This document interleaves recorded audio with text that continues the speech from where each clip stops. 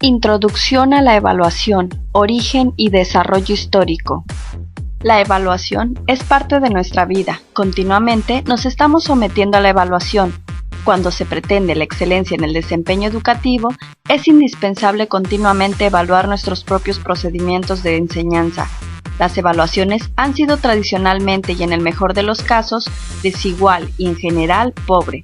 La escuela efectiva es aquella cuyos profesionales realizan y utilizan sistemáticamente las evaluaciones para servir bien a los alumnos y para informar al público sobre los logros y las necesidades de la escuela. Los objetivos que tiene esta unidad son 5. 1. Definir la evaluación e identificar la base lógica que se ha proporcionado para esta definición. 2. Identificar varios métodos de evaluación alternativos. 3. Identificar los dos principales grupos de normas para programar evaluaciones. 4. Identificar y describir los 5 periodos principales expuestos en esta unidad. 5. Indicar y definir 12 funciones principales del trabajo evaluativo. ¿Qué es la evaluación? La evaluación es el enjuiciamiento sistemático de la valía o el mérito de un objeto.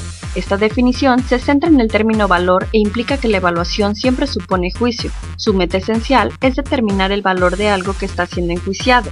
La valoración sirve al progreso y se utiliza para identificar los puntos débiles y los fuertes y para atender hacia una mejora. Puede ser una fuerza positiva, pero creemos necesario tener en cuenta 2 aspectos para realizar una evaluación, la viabilidad y la equidad. La viabilidad es en principio aplicable a todas las sociedades. La última base valorativa que vamos a mencionar aquí es la equidad y está predominantemente relacionada con las sociedades democráticas. El evaluador debe dominar convenientemente todas las técnicas y mantenerse informado acerca de los avances tecnológicos que puedan resultarle útiles. Muchos evaluadores han escogido e incluso defendido la utilización exclusiva de unas pocas técnicas. Recomendamos un método ecléctico. Así, creemos que los evaluadores deberían conocer un amplio espectro de técnicas adecuadas y saber cómo aplicarlas en los distintos contextos evaluativos.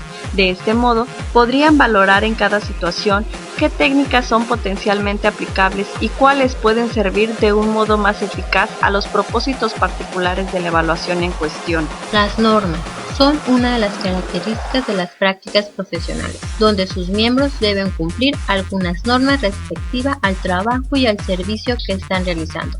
Las normas del Young Community aconsejan que los evaluadores y las personas involucradas en este proceso cooperen entre sí para que las evaluaciones puedan cumplir 4 condiciones principales.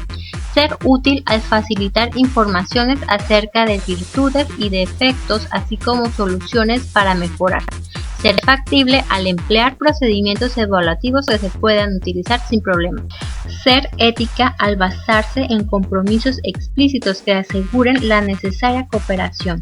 Ser exacta al describir el objeto en su evolución y contexto, al revelar virtudes y defectos, al estar libre de influencias y al proporcionar conclusiones. Haciendo un análisis histórico nos basamos en Raphael Wilfred Taylor, utilizando sus contribuciones como referencia, donde determina 5 periodos básicos. El periodo pre-tayloriano. Ese es el periodo más antiguo. Como dato curioso, se cree que este tipo de evaluación data aproximadamente del año 2000 a.C. Tiene relevancia a finales del siglo pasado. Se ha caracterizado porque es central en la atención de la calidad de la educación en el rendimiento de los estudiantes, medición que se realiza mediante la época tayloriana. En los primeros años de la década de los 30, para Taylor, la evaluación determina en qué medida han sido alcanzados los objetivos y para ello sugiere realizar comparaciones entre los resultados y los objetivos propuestos en un programa de estudios. En este periodo se considera insuficiente una evaluación centrada en el rendimiento del estudiante, por lo que opta por una evaluación que se caracteriza por una descripción de patrones que evidencien los resultados y objetivos establecidos. El periodo de la inocencia, también la llaman la época de la irresponsabilidad social, puesto que según ellos existía una amplia complacencia a la hora de enjuiciar los graves problemas de la sociedad. Esta empezó a los finales de la década de los 40 y durante los primeros años de la década de los 50. En los Estados Unidos, en la evaluación educativa, se hace evidente una expansión de las ofertas educacionales. y, por consiguiente, se incrementa la práctica de la evaluación del personal docente y en la evaluación educacional. La época del realismo. Las evaluaciones de los currículos a gran escala, llevados a cabo a finales de los años 50 y principios de los 60, significó el fin de la época de la inocencia en la evaluación y la entrada de en el realismo. Los evaluadores se dieron cuenta de que sus esfuerzos no tenían éxito, toda vez que sus conclusiones y trabajos no ayudaban mucho a los que elaboraban currículos y no respondían a preguntas sobre los programas que planteaban aquellos que necesitaban comprobar su efectividad. El lanzamiento de Sputnik en 1957 por la Unión Soviética fue un duro golpe para el currículo norteamericano, pues en comparación con la educación de los rusos, dicho curso fue evaluado por los mismos estadounidenses como insuficiente para el logro de las metas espaciales y el mantenimiento de la hegemonía en el mundo. Al iniciar un proceso de respuesta a los requisitos evaluativos, se comprobó que los instrumentos y estrategias que empleaban, entonces los evaluadores, resultaban inapropiados para aquel trabajo, pues daban muy poca información acerca de los procedimientos empleados. Además, el énfasis puesto en las puntuaciones desviaba la atención del examen de los procedimientos o su ejecución. En el año 1963, la valoración negativa quedó plasmada en el artículo de Krimbach-Gleiser, donde se evaluaron los conceptos en los que se habían basado las evaluaciones por su falta de relevancia y utilidad. En el año de 1965 se desencadenó la guerra contra la pobreza. En estos programas que se echaron a andar, se invirtieron billones de dólares en reformas que pretendían igualar y aumentar todas las oportunidades para todos los ciudadanos de los Estados Unidos, a través de una amplia serie de servicios sanitarios, sociales y educativos. La época del profesionalismo. Los años 60 y 70 se caracterizaron por el seguimiento de métodos de evaluación alternativos. A fines de los 60 se produjeron tanto en Europa como en Latinoamérica movimientos filosóficos, políticos muy críticos del papel social y cultural de la escuela. Tanto los intelectuales como los profesores y los estudiantes enjuiciaron los procesos educativos, el currículum, los modelos de aprendizaje y enseñanza vigentes.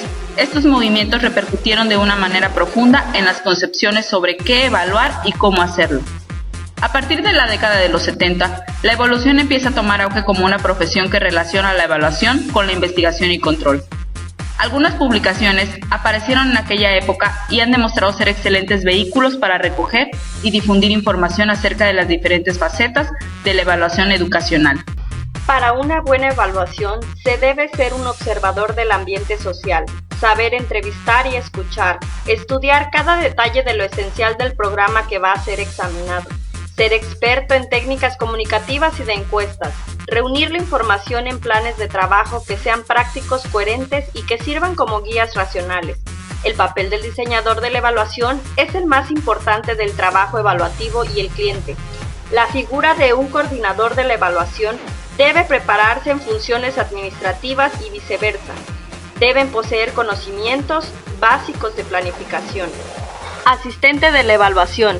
En algunas evaluaciones, el asistente se encarga de revisión de documentos, inspección del programa, hacer entrevistas, asumir la mayor responsabilidad al presentar los informes y realizar el estudio completo. Los respondentes de la evaluación son las personas que llenan los formularios, responden los tests, contestan las entrevistas y permiten que les observen en su trabajo. El especialista en ayuda técnica. El agente evaluador está obligado a coordinar y realizar todo el trabajo que sean necesarios, así como dominar todas las técnicas especializadas que se requieran.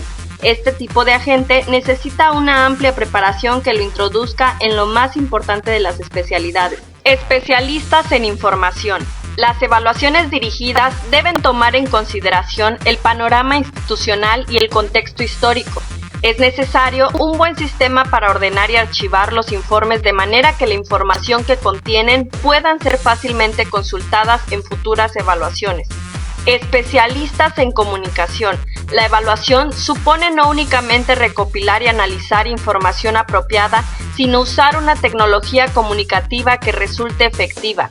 Los evaluadores deben ser responsables de que sus informes sean relevantes para los intereses de sus audiencias y que puedan entenderlos. Preparador de la evaluación. Es necesaria una buena preparación para la evaluación. Se debe orientar hacia los planes específicos como desarrollo de técnicas y conocimientos generalizados. Corresponde a especialistas, clientes y a los respondentes. Investigador evaluativo.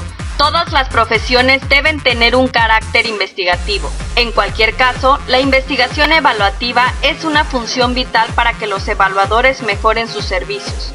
Promotor de la evaluación. Tiene como función ayudar o mantener el estatus de una profesión. Entre las funciones específicas que pueden cumplirse se encuentran las de editor de una publicación. El metaevaluador. Debe ser un evaluador, enjuiciador del valor y el mérito de la profesión. La metaevaluación utiliza las normas de la profesión y que sean cumplidas, examinarlas para determinar en qué sentido deban ser revisadas.